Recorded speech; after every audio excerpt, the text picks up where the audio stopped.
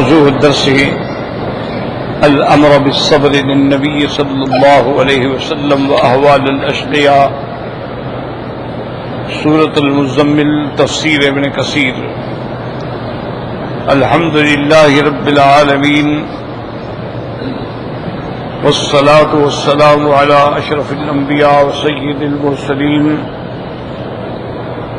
سيدنا محمد وعلى آله وصحابه أجمعين۔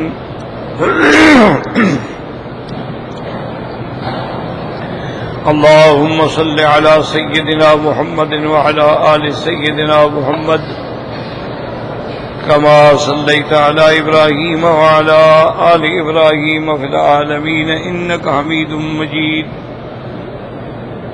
أعوذ بالله من الشيطان الرجيم، بسم الله الرحمن الرحيم۔ واصبر على ما يقولون واهجرهم هجرا جميلا وذرني والمكذبين أولي النعمة ومهلهم قليلا إن لدينا أنكالا وجحيما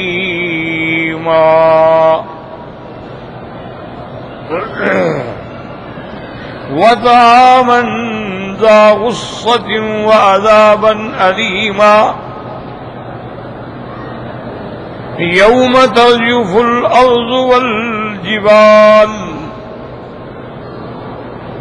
وكانت الجبال كثيبا مهيلا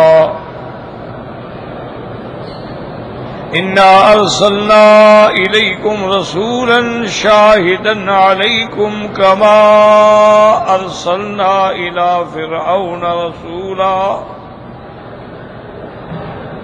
فعصى فرعون الرسول فأخذناه أخذا وبيلا فكيف تتقون إن كفرتم يوما يجعل الولدان شيبا السماء منفطر به كان وعده مفعولا۔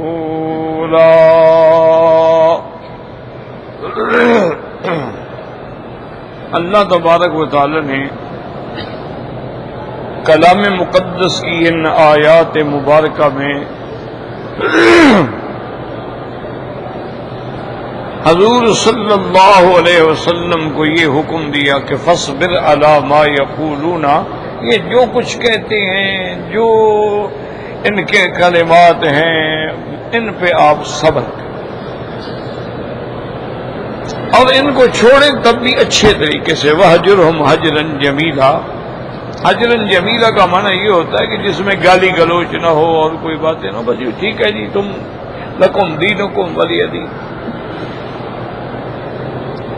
ایک تعلیم یہ دی گئی۔ اس کے بعد حضور صلی اللہ علیہ وسلم کی تسلی کے لیے یہ بڑا عجیب یعنی اسلوب ہے اور بڑا عجیب انداز ہے جس سے حضور صلی اللہ علیہ وسلم کی عظمت شان اور اللہ تبارک و تعالی کا لطف و کرم اور اپنے نبی سے محبت کا اظہار ہوتا ہے۔ اللہ اپنے بندوں سے محبت کرتے ہیں،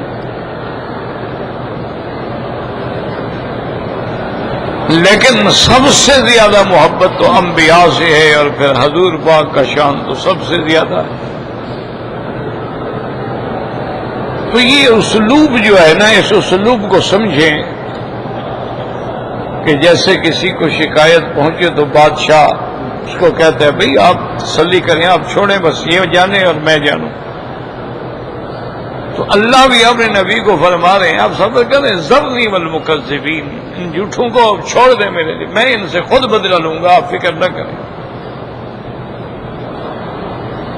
آپ اپنے آپ کو ان کے انتقام میں مشغول نہ رکھیں، بلکہ چھوڑ دیں، بس ذرنی والمکذبین، میرے اوپر چھوڑیں، میں جانوں اور یہ مکذبین جانیں۔ ذرنی والمکذبین اولی النعمت، اولی النعمت مانا یہ بڑے تنعم اور عیش میں جو پلنے والے ہیں نا، ان کو چھوڑیں، ان کا انجام قریب آ رہا ہے۔ اسی لیے علماء اہل لغت فرماتے ہیں کہ اس میں 3 لغتیں ہیں، نعمہ، نعمہ، نعمہ۔ اگر تو زبر ہو نعمہ تو مانا ہوتا ہے تنعم، اور اگر کسرہ ہو نعمت مانا ہوتا ہے انعام، کہ جو ان پہ ہم نے انعام کیا، ان کو مکے میں رکھا، حرم میں رکھا، کعبے کا مجاور بنایا، اور یہاں افضل رسول تمام رسولوں سے افضل رسول بھیجا، تمام کتابوں سے افضل کتاب اتاری، یہ ساری نعمتیں بھول گئے۔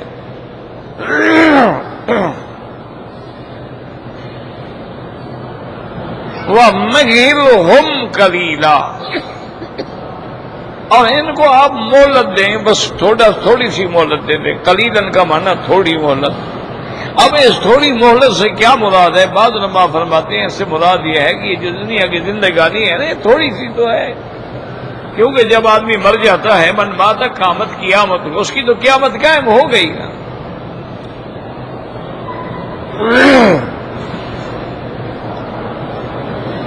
اور بعض علماء فرماتے ہیں کہ اگر مجموع عمر دنیا کی بھی ہم سامنے رکھیں تو وہ بھی تھوڑی ہے۔ قل متاع الدنیا قلیل، کیوں؟ جو چیز فانی ہوتی ہے وہ باقی کے مقابلے پہ تھوڑی ہے۔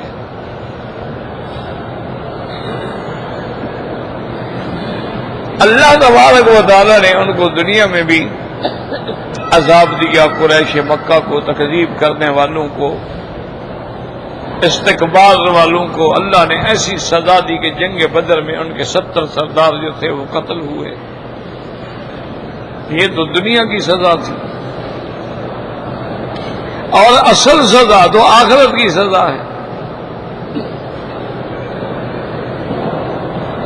تو اللہ تبارک و تعالیٰ کبھی کفار کو، کبھی کفار کی جو قومیں گزری ہیں، کسی کو دنیا میں بھی عذاب دیتے ہیں اور کبھی کبھی دنیا میں عذاب نہیں دیتے، کیونکہ اصل عذاب آخرت کا۔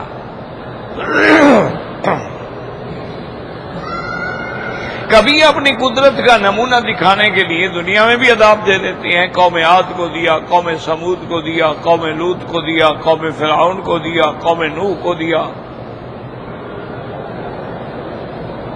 لیکن اصل عذاب جو ہے وہ آخرت کا۔ اور اس لیے میں نے عرض کیا تھا نا کہ یہ جو انداز خطاب ہے نا، کہ اللہ فرماتے ہیں مہلہم، آپ ان کو تھوڑی سی مہلت دے دیں، یعنی ورنہ آپ اگر دعا کریں گے تو میں تو ان کو فوراً ہلاک کر دوں گا، ورنہ مہلت دینا، عذاب دینا، نہ دینا، دیر کرنا یہ اللہ کا کام ہے، حضور کے ہاتھ میں تو نہیں ہے۔ حضور نے تو واضح فرما دیا کہ لا املک لنفسی ضرا ولا نفعا الا ما شاء، میں تو اپنے نفع نقصان کا بھی مالک نہیں ہوں، لیکن لطف و کرم دیکھے نا میرے مولا کا، تسلی دے رہے ہیں، فرماتے ہیں میرے محبوب مہل ہوں، ان کو مہلت دے تھوڑی سی۔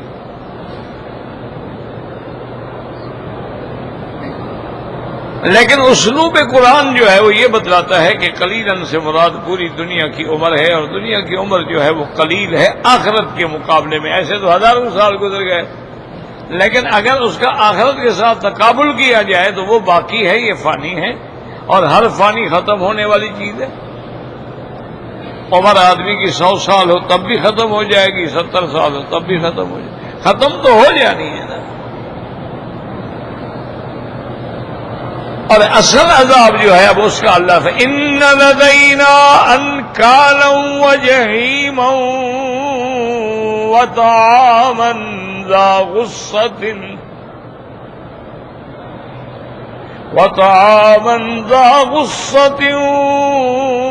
وعذابا علیما۔ اللہ فرماتی ہیں میرے محبوب ان کے لیے ہمارے پاس جو ہے بہت بڑی بڑی زنجیریں ہیں. انکالن نکل کو کہتے ہیں جس کو آپ کہتے ہیں بیڑیاں، جو پاؤں میں بیڑیاں ڈال دیتی ہیں، ہاتھوں میں ہتھکڑیاں ڈال دیتی ہیں، سب چیزیں یہ قیود میں آ جاتی ہیں، اس کو کہتے ہیں انکال. اور وہ انکال کیسے ہوں گی؟ اذ الاغلال فی اعناقہم والسلاسل یسحبون. اللہ فرماتے ہیں ان کے گلے کے اندر بھی باقاعدہ ہم زنجیریں ڈالیں گے. اور بعض علماء نے فرمایا کہ ان کے گردنوں میں زنجیریں ڈال کے پاؤں اور گردن دونوں کو ملا دیا جائے گا، اور اس میں پھر زنجیریں لگی ہوں گی جس سے فرشتے ان کو گھسیٹ گھسیٹ کے جہنم میں لے جائیں گے. یوم یصعبون فی النار علی وجوہہم ذوقوا مس سقر. آدمی خدا نہ کرے آگ لگے، حادثہ ہو، چہرے کو بتاتا ہے. اللہ نے فرمایا ہم ان کو سر کے بل، چہرے کے بل جہنم میں چلائیں گے. اور اللہ کے فرشتے ان کو مارتے بھی ہوں گے اور پوچھتے بھی ہوں گے اور کہتے بھی ہوں گے ھذہ النار التی کنتم بہ تکذبون. یہ ہے وہ جہنم جس کی تم تکذیب کرتے تھے. تم کہتے کہاں جہنم، کس نے دیکھا، کہاں آخرت ہے، کہاں پل صراط ہے، اب تو دیکھ لو یہ جہنم. دوسری آیت میں اللہ فرماتی ہیں فرشتوں کے ذریعے افسیر ھذا. کافروں کو کہا جائے گا تم میرے مدنی پاک کو کہتے ہیں جادوگر ہے، چاہیے دیکھو کہیں یہ آگ جو ہے، یہ جہنم جو ہے جادو کی آگ تو نہیں، یہ بھی تسلی کر لو نا، اصلی آگ ہے یا یہ بھی جادو ہے. افسیر ھذا ام انتم لا تبصرون. اور پھر جہنم کا بھی عالم یہ ہوگا کہ وہ برزت الجحیم للغاوین. جہنم اب سامنے ہے، دیکھ رہے ہیں اپنے آنکھوں سے، اور جہنم کے غضب کا یہ عالم ہوگا تکاد تمیز من الغیظ. ایسا جوش ہوگا جیسے کوئی چیز پھٹ جائے. کلما القی فیہا فوج سألہم خزنتہا الم یأتکم نذیر. تو جہنم اللہ معاف فرمائے جو اتنی بڑی بلا ہے. حضور پاک صلی اللہ علیہ وسلم نے فرمایا اگر جہنم کے اوپر سے کوئی پتھر رکھا دیا جائے تو 70 سال تک مشکل سے وہ جا کے نیچے پہنچے گا. اتنی بڑی جہنم. اور جب اس میں کافروں کو ڈالا جائے گا، قرآن کہتا ہے فرشتے اللہ کے حکم سے پوچھیں گے وَيَقُولُ لِجَهَنَّمَ يَوْمَ نَقُولُ لِجَهَنَّمَ هَلِ امْتَلَأْتِ، بھر گئی ہو، وَتَقُولُ هَلْ مِن مَّزِيدٍ. وہ کہہ گے میرا مولا اور ڈالیں ابھی میرے اندر جگہ ہے. اس لیے اللہ نے یہاں دو چیزوں کا ذکر کیا. سب سے پہلے تو بیڑیوں کا ذکر کیا کہ ان کو بیڑیاں لگائیں گے. ان لدینا انکالا وجحیما، جحیمن آگ دہکتی ہوئی،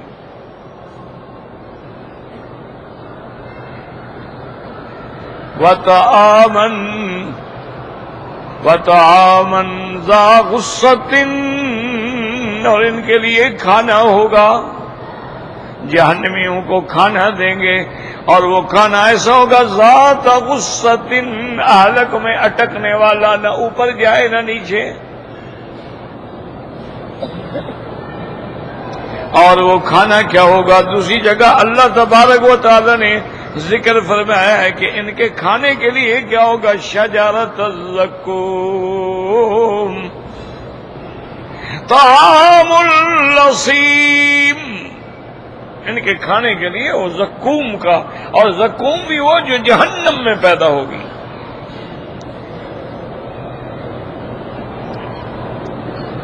انہا شجرۃ تخرج من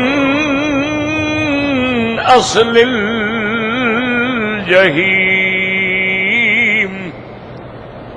اللہ نے فرمایا وہ ایسا درخت ہے جو جہنم کے درمیان میں پیدا ہوگا۔ اس لیے کافر مذاق اڑاتے تھے کہ دیکھو مدنی محمد مصطفیٰ فرماتے ہیں کہ جہنم کی آگ کے اندر درخت پیدا ہوگا۔ بھئی آگ کے اندر کیسے درخت پیدا ہوگا؟ آگ تو ہر چیز کو جلا ڈالتی ہے، مذاق سمجھتے ہیں۔ اللہ اکبر، اللہ پاک نے فرمایا میرا محبوب آپ ان کو چھوڑے، کرنے لیں باتیں، وقت آنے والا ہے۔ الذی جعل لکم من الشجر الاخضر نارا، وہ خداوند قدوس جس نے درخت، سبز درخت کی ٹہنیوں میں آگ رکھی ہے، یعنی اب بھی وہ درخت جو ہیں یمن کے علاقے میں موجود ہیں، ان دونوں کی ٹہنیاں کاٹ کے ایسے ایک دوسرے پہ مارو تو آگ بڑک اٹھتی ہے۔ تو اگر اللہ ان درختوں کی ٹہنیوں کے اندر آگ رکھ سکتے ہیں تو جہنم میں نہیں پیدا کر سکتے۔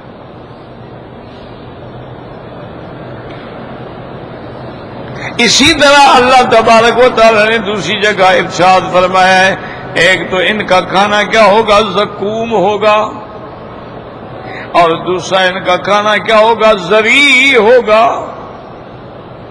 زری کہتی ہیں ایک ایسا درخت کانٹے والا، لا یسمن ولا یغنی من جوع، وہ درخت ایسا نہیں جس کے کھانے سے آدمی موٹا تازہ ہو جائے، نہ کچھ نہیں، اور نہ وہ بھوک کو مٹائے گا، اور ان کے پینے کے لیے وہ پانی کیا ہوگا؟ انا للہ انا الیہ، اللہ پاک رحمت فرمائے، ایسا پانی ان کو دیا جائے گا، وَسُقُوا مَاءً حَمِیمًا، کھولتا ہوا پانی، فَقُطِّعَ مَعَهُمْ، جیسے پانی اندر جائے گا آنتیں کاٹ دے گا۔ اور اسی طرح اللہ تبارک و تعالی نے یہاں بھی فرمایا ہوا طعاما ذا غصۃ وعذابا علیما، نکرہ ہے یاد رکھو، عذابا علیما مانا انواع من العذاب، کئی قسم کے عذاب، وہ خاص ایک عذاب نہیں ہوگا، کھانے کا عذاب، پینے کا عذاب، چلنے کا عذاب، اوپر سے عذاب، نیچے سے عذاب، جسمانی عذاب، روحانی عذاب، ہر قسم کے انواع من العذاب۔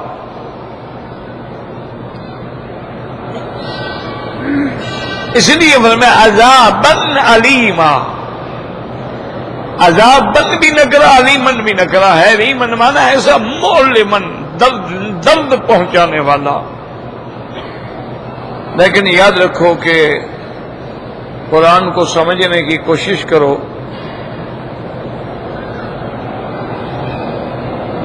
کہ یہاں اللہ نے قرآن میں جو منظر پیش کیا ہے نا، بات سمجھو، یہ آخرت کی باتیں ہیں، دنیا کی باتیں نہیں ہیں۔ اسی لیے بہت سارے لوگ گمراہ ہو جاتے ہیں کہ جی کسی کو آگ میں ڈال دو وہ جل جائے تو اس کو کھانے کا ہوش ہے کہ کھانا کھائے گا، وہ تو جل گیا، وہ تو کھولا ہو گیا۔ لیکن یاد رکھو نہ وہاں جو سزا ہے وہاں موت ہی تو نہیں آئے گی نا، جلتے بھی رہیں گے لیکن لا يموت فیہا ولا یحیا۔ اللہ تبارک و تعالی ان کو عذاب دینے کے لیے یعنی ایسا حالات پیدا فرما دیں گے کہ اگر چمڑا جل گیا اور چمڑا پیدا ہو گیا فوراً، چونکہ موت تو آنی نہیں نا، اسی لیے وہاں ان کو ہر قسم کا عذاب دیا جائے گا، پیاس بھی لگے گی، عطش بھی لگے گی، بھوک بھی لگے گی، چیخیں گے اور شدت عذاب کی وجہ سے زقوم کھائیں گے، کھولتا ہوا پانی بھی پیئیں گے کہ اگر وہ چہرے کے قریب آ جائے یشوی الوجوہ بئس الشراب۔ لیکن جب پیاس لگی ہو، آدمی مر رہا ہو، تو پھر جیسی چیز بھی ملے آدمی پی۔ آپ دیکھتے نہیں سفر میں آدمی جاتا ہے، اگر خدا نہ خاصا پانی کم ہو جائے اور آگے ایک چھوٹی سی جگہ میں پانی کھڑا، پھر یہ نہیں دیکھتا کہ گندا ہے، پلید ہے، پاک ہے، کہتے یار جان تو بچاؤ نا۔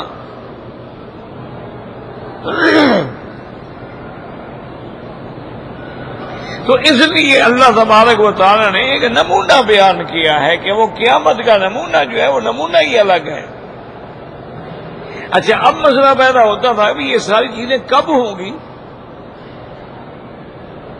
کہ بھئی ان کے لیے بیڑیاں ہوں گی، عذاب ہوگا، ایسا طعام ہوگا، ایسا کھانا ہوگا۔ اب تو وہ مزہ کر رہے ہیں، اب تو جناب دنیا کی اعلیٰ سے اعلیٰ نعمتیں کافر کھا رہے ہیں۔ اللہ نے فرمایا یہ یہاں نہیں، یوم ترجف الارض والجبال، یہ عذاب آئے گا لیکن اس دن آئے گا جب قیامت آئے گا۔ جیسے فرمایا اذا زلزلت الارض زلزالها، اور دوسرے مکان پہ فرمایا یا ایھا الناس اتقوا ربکم ان زلزلۃ الساعۃ شیء عظیم۔ زلزلہ یہاں لفظ رجفہ، اس کا معنی بھی وہی زلزلہ ہے۔ یوم ترجف الارض والجبال، زمین میں زلزلہ، اور پہاڑ کیسے ہوں گے؟ اللہ تبارک و تعالی نے ان کا منظر بھی بیان فرما دیا، وَكَانَتِ الْجِبَالُ كَثِيبًا مَّهِيلًا، اور پہاڑ ایسے ہو جائیں گے جیسے ریت کے ٹیلے ہوتے ہیں۔ کثیب کہتے ہیں ریت کا ٹیلا، اور مہیلن مانا وہ ریت بہنے والی، پہلے ریت بن جائیں گے پھر بہتے بہتے بہ جائیں گے، ختم، کچھ بھی نہیں ہوگا۔ یسألونک عن الجبال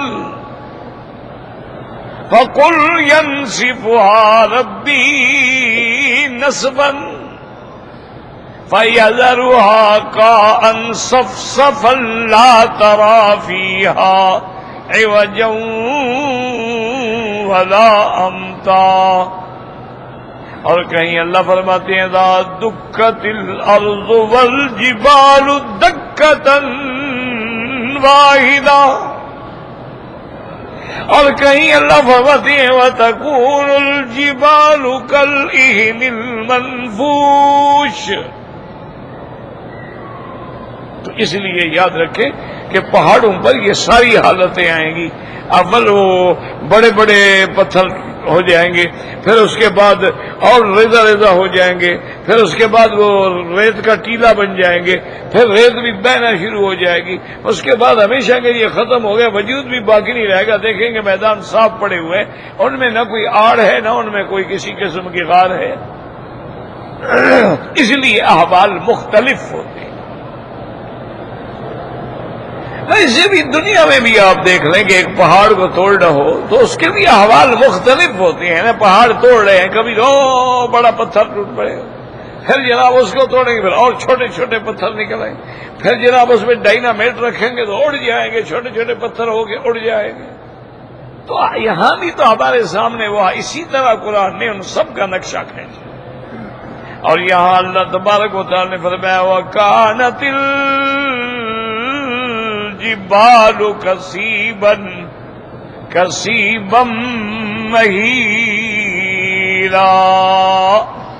اب اللہ تبارک و تعالیٰ ان کے لیے احوال پیش کرتے ہیں قوم فرعون کا. کیوں؟ وجہ کیا تھی کہ مصر قریب ہے نا، تو اس لیے مکے والوں کو مصر کے بارے میں ہر وقت خبریں ملتی رہتی تھیں. اور ویسے بھی آپ دیکھیں نا تو مصر والوں کا جو ہے وہ اہل مکہ سے ایک بڑا قریبی رشتہ بھی ہے نا. اسماعیل جو ہے حضرت اسماعیل کی اماں وہ بھی تو مصر کی ہے نا.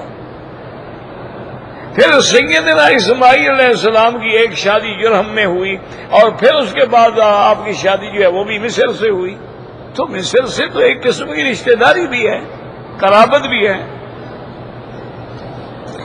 اور پھر وہاں کے احوال بھی ایک دوسرے کو پہنچتے رہتے ہیں. اور خاص طور پہ جب احوال بھی ایسے ہوں جو بڑے بڑے واقعات ہوں وہ تو ساری دنیا میں پہنچ جاتے ہیں.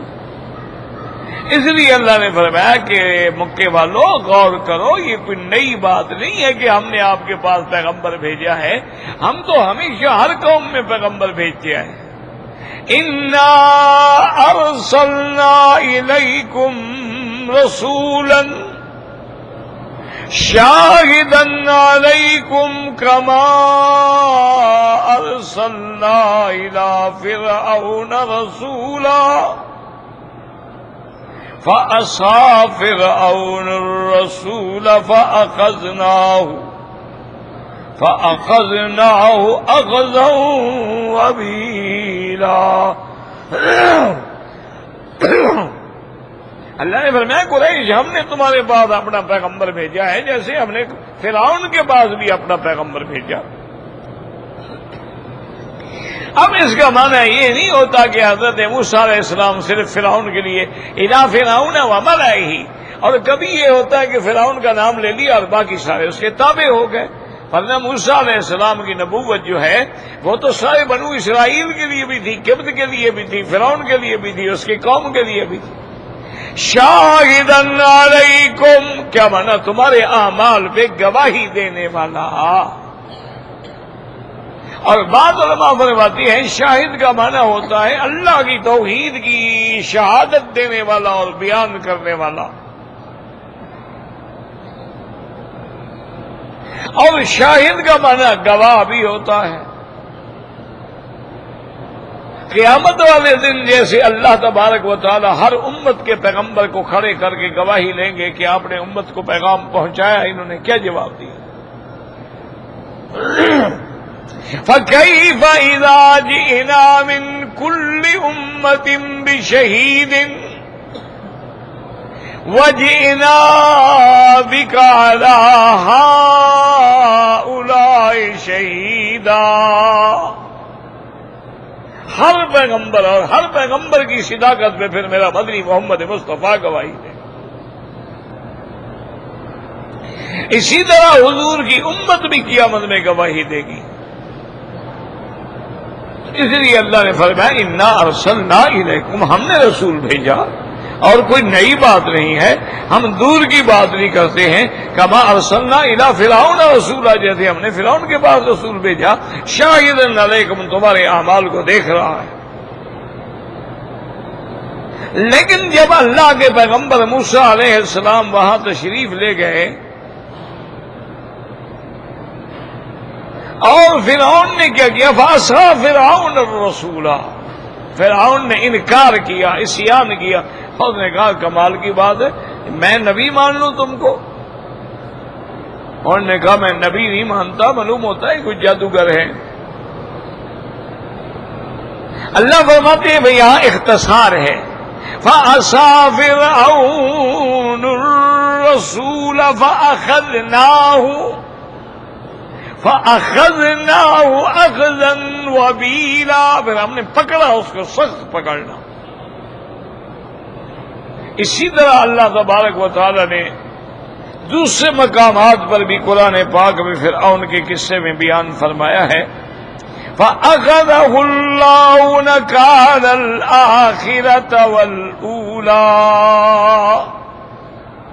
ایسا سخت عذاب میں اللہ نے پکڑا نا جی کہ فرعون جو ہے لشکر بھی ساتھ ہے، طاقت بھی ساتھ ہے، سب کے ساتھ اللہ نے پانی میں غرق کر دیا.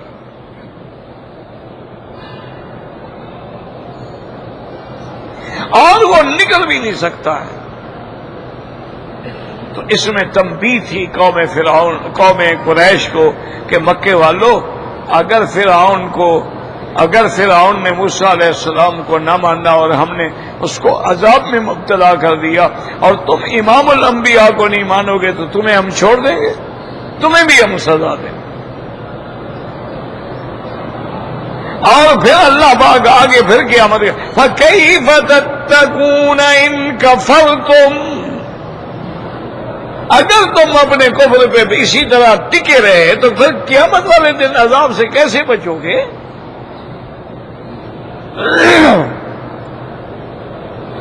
کیوں عذاب کے لیے بچنے کے لیے لازم ہے کہ ایمان ہو، اور اگر ایمان نہ ہو تو پھر تو سواری پر بابا ہننا، اس کا تو ٹھکانہ ہی جہنم ہے۔ اس لیے اللہ تبارک و تعالیٰ فرماتے ہیں کہ فَكَيْفَ تَتَّقُونَ إِن كَفَرْتُمْ يَوْمًا يَجْعَلُ الْوِلْدَانَ شِيبًا،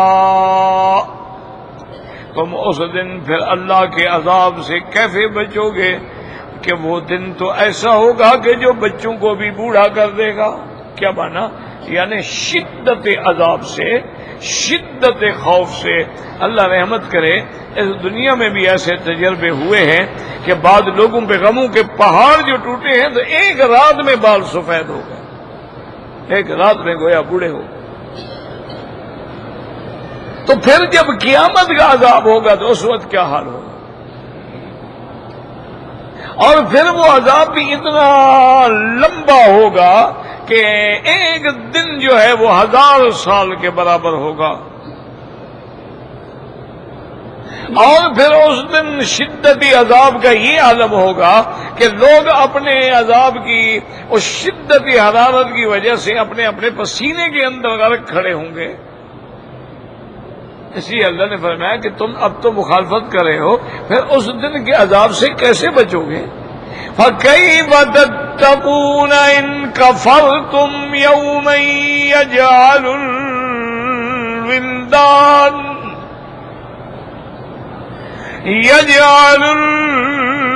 الْوِلْدَانُ شِيبًا السَّمَاءُ مُنْفَطِرٌ بِهِ، آسمان پھٹ جائیں گے۔ اذا السماء انفطرت، جیسے کہیں فرمایا اذا السماء انشقت، اور کہیں فرمایا یوم تمور السماء مورا وتصیر الجبال سیرا۔ یہاں اللہ تبارک و تعالی نے فرمایا السماء منفطر به، یعنی آسمان اسی سبب سے پھٹ جائیں گے، اس دن کی شدت سے، اس دن کی سختی سے۔ اور تم سمجھو کہ یہ مشکل باتیں ہیں، کان وعدہ مفعولا، اللہ کا جو وعدہ ہے، جو فیصلہ ہے، اور ہر حال میں ہوگا، یہ کیسے ہو سکتا ہے کہ نہ ہو؟ اللہ تعالیٰ نے جب فرما دیا ہے کہ قیامت ہوگی تو قیامت ہوگی۔ تو اس لیے قیامت سے اور عذاب آخرت سے اگر بچنا ہے تو اس کا نظام یہ ہے کہ تم اللہ پر ایمان لے آؤ، اللہ کے رسولوں پہ ایمان لے آؤ، اللہ کی کتابوں پر ایمان لے آؤ، اللہ کے فرائض و شرائع پر ایمان لے آؤ، اور اللہ نے جن چیزوں سے بچایا ہے ان سے بچتے رہو، اور اس کے ساتھ ساتھ اللہ کے عذاب سے پناہ بھی مانگتے رہو۔ اس لیے حضور صلی اللہ علیہ وسلم نے دعا سکھلائی کہ اللہم اجرنی من النار، اللہم اجرنی من النار، اللہم انی اعوذ بک من عذاب القبر وفتنة المسیح الدجال وفتنة المحیا وفتنة الممات، اللہم انی اعوذ بک من عذاب جہنم۔ تو یہ ساری دعائیں بھی حضور نے سکھلائی ہیں۔ تو اطاعت انبیاء، ایمان بالرسل، ایمان بالآخرہ، اور اس کے بعد بھی اللہ سے پناہ مانگتے رہیں تو اللہ کی رحمت سے پھر قیامت والے دن اتنی سختیوں کے اندر بھی مومن ایسے کھڑے ہوں گے جن کو کوئی ذرے کے برابر بھی تکلیف نہیں ہوگی۔ لا يحزنهم الفزع الاکبر ان کو کوئی پریشانی نہیں ہوگی. وَتَتَلَقَّاهُمُ الْمَلَائِكَةُ، اور ملائکہ ان کو مل مل کے سلام کہہ رہے ہوں گے کہ آؤ آج یہ وہ دن ہے جن کا اللہ نے تم سے بھی وعدہ کیا تھا. آج تمہیں انعام مل رہے ہیں اور تمہارے دشمنوں کو عذاب مل رہا ہے. واللہ اعلم.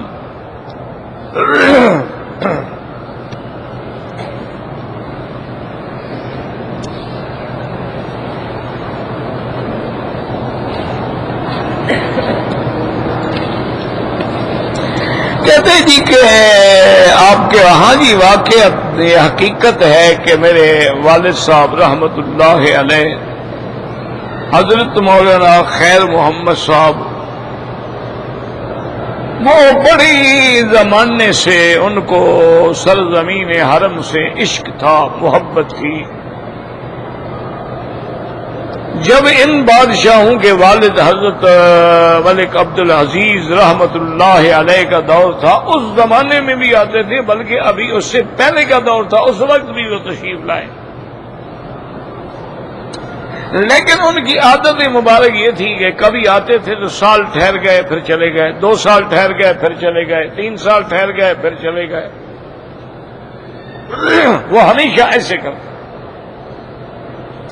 اور جتنا عرصہ رہتے تھے پھر درس ہوتا، تفسیر کا بھی حدیث. اور ان کا درس تو جی ہم نے خود دیکھا بھی ہے، پڑھا بھی ہے کہ ہر نماز کے بعد درس ہوتا تھا. فجر کے بعد درس، ظہر کے بعد درس، عصر کے بعد درس، مغرب کے بعد درس، عشاء کے بعد درس. ان کو عشق تھا، یعنی جنون تھا کتابوں کے درس دینے سے. وہ تو فرماتے تھے میرے لیے جمعہ کا دن جو ہے نا بڑا بوجھ سے گزرتا ہے کہ آج درس نہیں ہے، طالب نہیں ہے، سبق نہیں ہے، میں اکیلا بیٹھا ہوں. تو اس طرح ان کی زندگی رہی. اور انہی اسفار میں جب وہ آتے تھے نا، اسی کسی سفر میں میں یہاں پیدا ہوا. پھر وہ تشریف لے گئے، مجھے بھی لے گئے. پھر جب واپس آئے تو پھر میں نے یہاں پڑھنا شروع کیا. پہلے قرآن پاک حفظ کیا، پھر چلے گئے، پھر وہاں جا کے باقی قرآن پاک مکمل کیا اور وہاں کے مدارس میں تعلیم حاصل کی.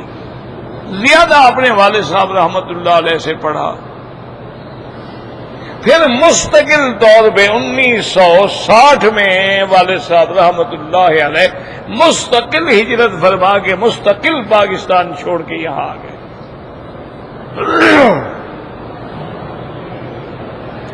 1960 سے پھر وہ واپس تشریف نہیں لے گئے. 1972 میں جو ہے نا جی پھر ہم یہاں آئے ہیں. اور 1974 میں والد صاحب رحمت اللہ علیہ کی وفات ہو گئی. اس وقت بھی ہم یہ سوچ کے آئے تھے کہ جب تک والد صاحب رحمت اللہ علیہ کی زندگی ہے، حیات ہے، تو وہاں رہیں گے اور ان کے بعد پھر واپس چلے جائیں گے. اب والد صاحب چونکہ بیمار تھے تو پڑھانے کی ذمہ داری میرے اوپر آ گئی. اب 74 میں جب والد صاحب فوت ہو گئے تو ہم نے کہا بھی چلو اب تیاری کرو. تو ہماری والدہ محترمہ نے فرمایا کہ بیٹا دیکھیں آپ کے والد صاحب نے یہاں پڑھایا، یہاں فوت ہو گئے، اب آپ کا بھی حرم میں درس ہو رہا ہے اور میری بیماری بھی دیکھ رہے ہیں، میرا بڑھاپا بھی دیکھ رہے ہیں، کم از کم اتنا تو رہ جاؤ نا جب تک میری زندگی ہے، تاکہ کم از کم مجھے تو مکے میں دفن کر دو.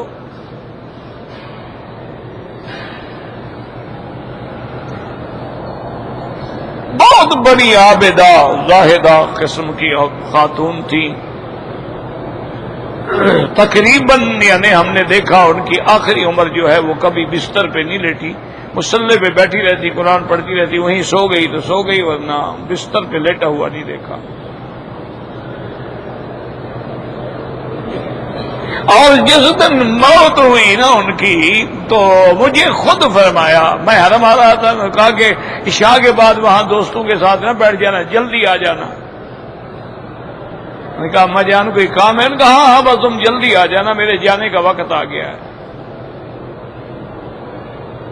اچھا میں نے ایسے سمجھا بالکل ٹھیک ہے، بڑھاپا ہے نا، ایسی باتیں ہر کوئی کہتا رہتا ہے۔ بہرحال عشاء کے بعد میں جلدی گیا، مولوی محمد الیاس صاحب رحمۃ اللہ علیہ وہ بھی یہاں دفن ہو گئے، اللہ ان کی قبر پہ کروڑ رحمتیں فرمائے۔ وہ بھی میرے ساتھ تھے اور وہ ماشاءاللہ ان لوگوں میں تھے جو روزانہ ایک قرآن کا ختم کرتے تھے۔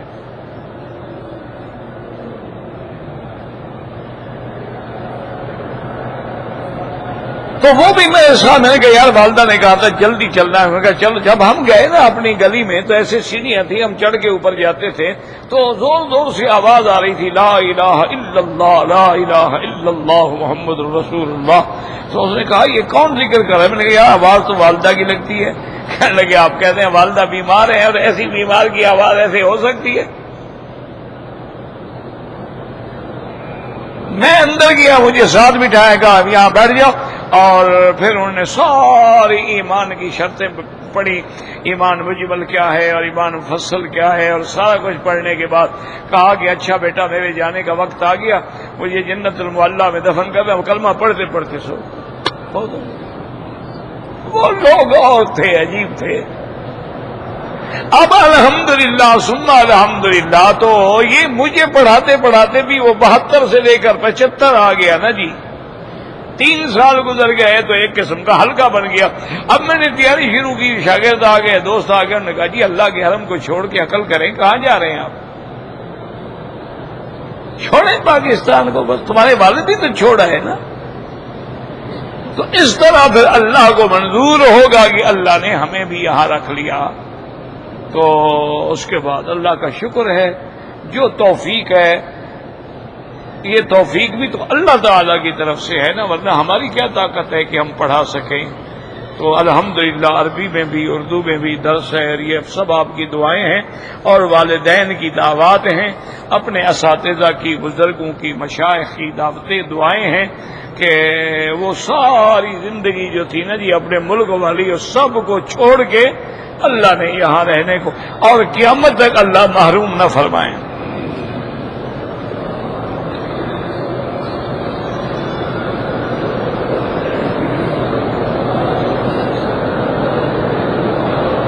بہرحال گزارش یہ ہے میرے عزیز محترم، مسئلہ یہ ہے کہ المسح علی الخفین جو ہے اس کا تو کوئی دنیا میں منکر ہی پیدا نہیں ہوا، بلکہ علامات اہل سنت والجماعت میں ہے، یعنی اہل سنت والجماعت کی علامات میں ہے کہ شیخین کی محبت، ختنین کی محبت، اور مسح علی الخفین کہ خفین پہ مسح کرنا، یہ تو علامت ہے اہل سنت کی، اس میں تو اختلاف ہی نہیں۔ اختلاف صرف اس بات میں ہے کہ حدیث مبارک میں جورب کا، جراب کا بھی لفظ آتا ہے، لیکن امام ابو حنیفہ رحمۃ اللہ علیہ فرماتے ہیں کہ وہ جراب سخینین او متنعل، جس کے نیچے یعنی موٹا کوئی چیز لگی ہو،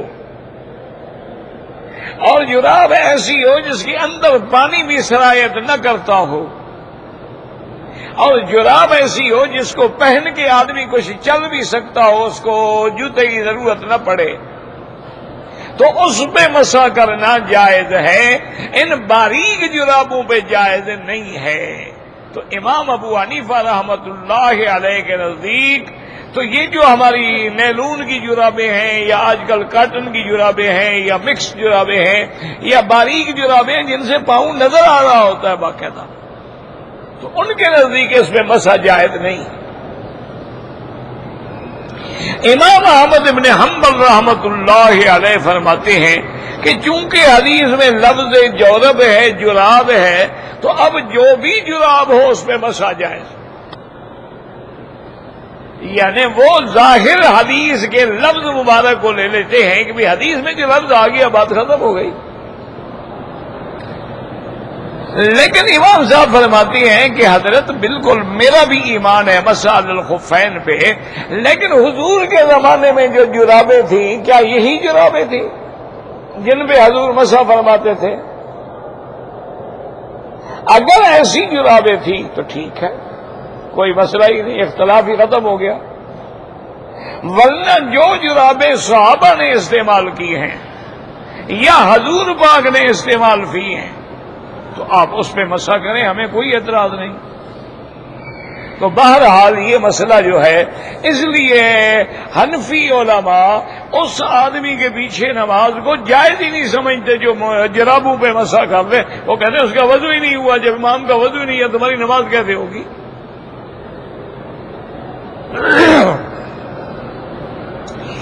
بہتر یہ ہے کہ احتیاط کیا کرو، یعنی نماز اس امام کے پیچھے پڑھو جو بالکل عین احتیاط کرتا ہو۔ مجھے یاد ہے میرے والد صاحب رحمۃ اللہ علیہ جب ہم چھوٹے سے تھے تو ہمارے اس گاؤں میں ایک مولوی صاحب تھے، ان کا نام تھا ولی رحمۃ اللہ، مہاجر تھے، کرنال کے علاقے کے تھے اور وہ اہل حدیث تھے۔ اچھا، ہمارے اس گاؤں میں میرے خیال میں صرف وہ اکیلا ہی اہل حدیث تھا بیچارہ، باقی تو سارا علاقے حنفی تھے نا۔ اب والد صاحب رحمت اللہ علیہ بڑی پگڑی باندھتے تھے، تو پگڑی رکھ دیتے تھے نا کبھی چارپائی پہ، اور وضو کرتے تھے کسی چوکی پہ بیٹھ کے، تو ہماری والدہ اٹھ کے وہ پگڑی پکڑتی تاکہ والد صاحب کو پکڑا دیں پگڑی۔ وہ کہتے نہیں، پگڑی وہاں رکھ دو، میں خود اٹھا لوں گا۔ کیا بات؟ انہوں نے کہا میرے پیچھے ایک نمازی ہے اہل حدیث، اس کے نزدیک عورت کو ہاتھ لگ جائے تو وضو ٹوٹ جاتا ہے، تو اس کی نماز تو خراب نہ ہونا غریب کی۔ گو ہمارے ہاں وضو نہیں ٹوٹتا لیکن اس کے نزدیک تو ٹوٹ جاتا ہے نا، اور وہ غریب میرے پیچھے نماز پڑھتا ہے، اس کی نماز تو برباد ہو گئی۔ تو اس لیے امام جو بھی بنے اس کو تمام ائمہ اربعہ رحمہم اللہ تعالی علیہم اجمعین کے احکام اور مسائل کی رعایت کرنی چاہیے۔ اور اللہ کا شکر ہے کہ ہمارے جو ائمہ ہیں نا، حرمین میں جو امام ہیں، مدینہ منورہ میں یا مکہ، اللہ کا بہت بہت شکر ہے، یہ سارے ماشاءاللہ بہت بڑے بڑے علماء ہیں، سب عالم ہیں تقریباً، ان میں کوئی آدمی ایسا نہیں جو عالم نہ ہو، سارے ماشاءاللہ بڑا علم ہے، مطالعہ ہے، اور اس لیے وہ ہر چیز کا لحاظ کرتے ہیں کہ ہمارے پیچھے تو لاکھوں آدمی نماز پڑھ رہے ہیں، ہر چیز کا ان کو فکر ہوتا ہے۔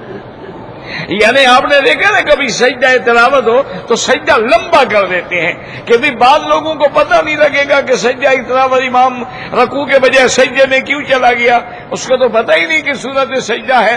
چلو لمبا سجدہ جو ہوگا تو کچھ تو دیکھے گا نا بھی سارے لوگ کہاں سجدے میں بھی سجدہ کر لوں، تو وہ بھی بیچارہ سجدہ کر لے گا، نماز تو ہو جائے اس کی۔ اس لیے ہمیشہ یاد رکھیں کہ اس امام کے پیچھے نماز پڑھیں جو بالکل سارے ائمہ کی رعایت کرتا ہو، تاکہ تمہاری نمازوں میں فرق نہ آئے۔ اور اگر ایسی بات ہے دوسری مسجد میں چلے جائیں، آپ بھی تو جان چھوڑاتے ہیں نا، وہیں دفتر میں نماز کا انتظام ہے جی، دفتر کے ساتھ مسجد کوئی نہیں ہے، 100 قدم چلے جاؤ گے تو کیا ہو جائے گا؟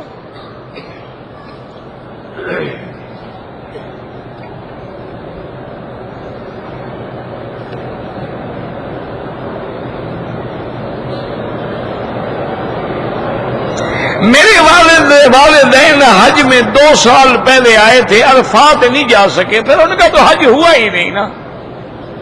اصل حج تو عرفات کا نام ہے نا، الحج عرفہ۔ دیکھو یہی تقدیر ہے نا، مکے میں آئے پھر بھی عرفات نہیں جا سکے۔ اچھا، ایسے لوگ بھی ہم نے دیکھے ہیں، احرام باندھتے ہیں، مینا جاتے ہیں، عرفات جاتے ہیں، مسجد میں جا کے بیٹھ جاتے ہیں، جو علاقہ عرفات سے باہر ہے اسی میں بیٹھے رہتے ہیں، اور مغرب کے بعد چلے آتے ہیں، عرفات نہیں جاتے، ان کا بھی حج نہیں ہوتا، کیونکہ جو مسجد ہے عرفات میں وہ آدھی جو ہے تقریباً وہ حد عرفات سے باہر ہے، وہ وادی ارنا میں ہے۔ حکومت نے باقاعدہ بورڈ لگائے ہوئے ہیں کہ یہ حد عرفات ہے، یہ نہیں ہے، یہ اندر ہے، یہ باہر ہے، لیکن نہیں، بیٹھ کے بھی کھلی پڑی جگہ ہے، ایئر کنڈیشن چل رہا ہے، حج ہو نہ ہو بیٹھے۔ یہ تو آدمی کو تحقیق کرنی چاہیے کہ میں عرفات کے میدان میں ہوں یا نہیں ہوں۔ بہرحال اب اپنے والدین کا حج بدل کر رہے ہو، بالکل ٹھیک ہے، کر سکتے۔ اب وہ زندہ ہیں لیکن حج پہ نہیں آ سکتے، ان کا حج بدل کرو. اگر تم اپنا کر چکے ہو تو پہلے ایک کا کرو. سب سے زیادہ حق والدہ کا ہے، پہلے والدہ کا کرو پھر والد کا کرو.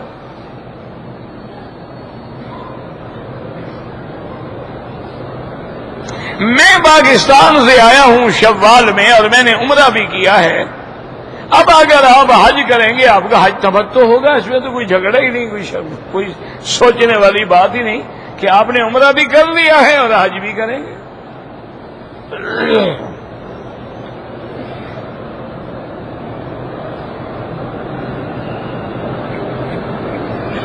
ایک آدمی نے عمرہ کیا، صفا مروہ کے 6 چکر لگائے، احرام کھول دیا، عمرہ ہو جائے گا. لیکن اب اگر یہاں موجود ہے تو ایک چکر پورا کر لیں، عمرہ تو ہو جائے گا چونکہ اکثر چکر ہو گئے.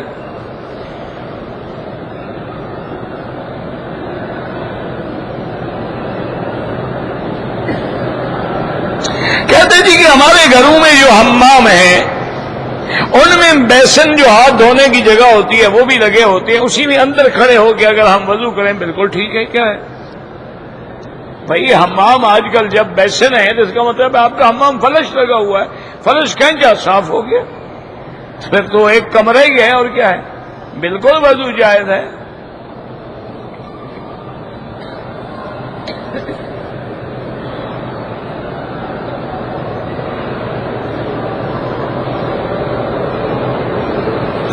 بہرحال گزارش یہ ہے جی کہ یہ تو ایک علمی تحقیق ہوتی ہے نا. اگر کسی عالم نے شوال کے روزے جو ہیں ان کے خلاف بات لکھی تو یہاں کی اخباروں میں بھی آ چکا ہے، یہاں کے بعض علماء نے بھی مخالفت کی ہے. تو یہ تو علمی مسئلہ ہے، اس میں لڑنے والی کون سی بات ہے. لیکن بہرحال جمہور کی رائے یہی ہے کہ 6 روزے رکھے جائیں تو بہت بڑی فضیلت ہے.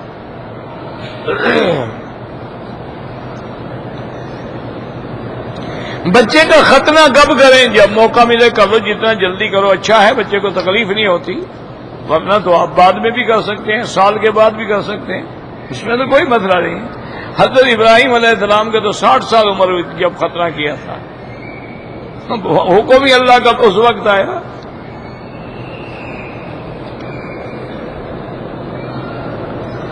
جاہلون سے مراد کافر ہے، اذا خاطبهم الجاہلون، جاہلون سے مراد کفار ہیں جو اسلام پہ اعتراض کرتے ہیں، اللہ کے نبی پر استہزاء کرتے ہیں، طنز کرتے ہیں.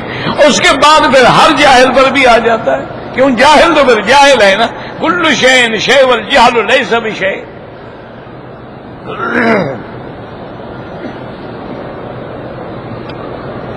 انا للہ و انا الیہ راجعون. اللہم اجرنی فی مصیبتی واخلف لی علی کل غائبۃ لی منک بخیر.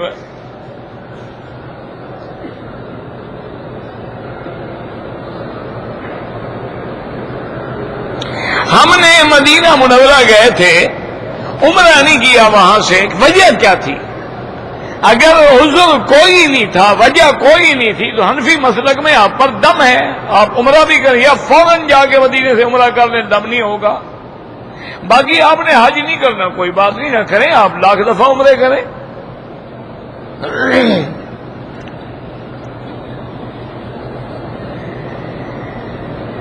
ایک آدمی سنت نہیں پڑھتا ہے، اللہ ہدایت دے.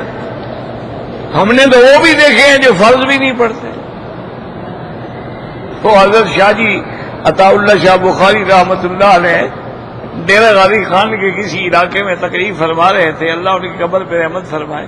تو وہاں بڑا جھگڑا چلا ہوا تھا کہ مردہ سنتے ہیں یا نہیں سنتے ہیں، یہ جو سماع موتا کا بڑا جھگڑا تھا ان دنوں. تو کسی نے شرارت کرنا چاہیے کہ اتنا بڑا اجتماع ہے اور بڑے عشق سے لوگ تقریر سن رہے ہیں، اس جلسے کو خراب کیا جائے. تو اس نے ایک چٹ لکھ کے بھیجا کہ شاہ جی آپ کا کیا عقیدہ ہے کہ مردے سنتے ہیں کہ نہیں سنتے؟ اب مقصد یہ تھا کہ آپ کہتے ہیں سنتے ہیں تو نہ سننے والے نعرے لگانا شروع کر دیں گے، اور آپ کہیں گے بھی نہیں سنتے ہیں تو سننے والے لڑ پڑیں گے. تو آپ نے چٹ بڑا فرمایا میری تو زندہ بھی نہیں سنتے، مردوں کا مجھے کیا پتا. تو ہماری تو بھائی یہ حال ہے. ہم اردو کی بات کریں، ہماری زندہ بھی نہیں سنتے، سارے چپ ہو گئے، جلسہ ٹھیک ٹھاک ہو گیا.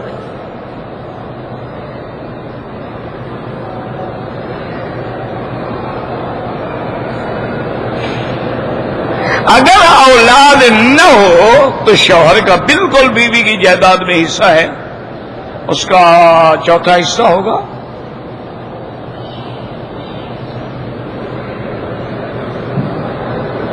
میں مکے میں رہنے والا ہوں، مدینہ منورہ جانا چاہتا ہوں، پھر عمرہ کرنا پڑے گا، میقات ہے. یا ان دنوں مجبوری نہ ہو تو مکہ سے باہر نہ جائیں.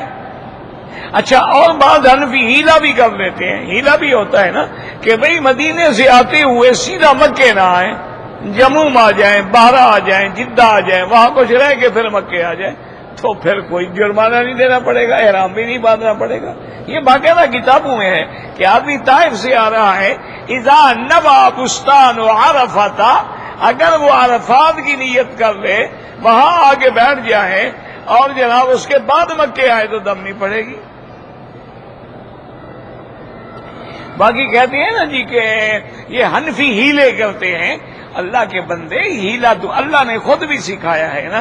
حضرت یوسف علیہ السلام نے اپنے بھائی کو پکڑنے کے لیے ان کے مال میں خود اپنا برتن چھپایا تھا کہ نہیں چھپایا تھا؟ کذالک کدنا علی یوسف، اللہ فرماتے ہیں ہم نے یوسف کو ہیلا سکھلایا، ایسا کر کے بھائی کو پکڑ لو.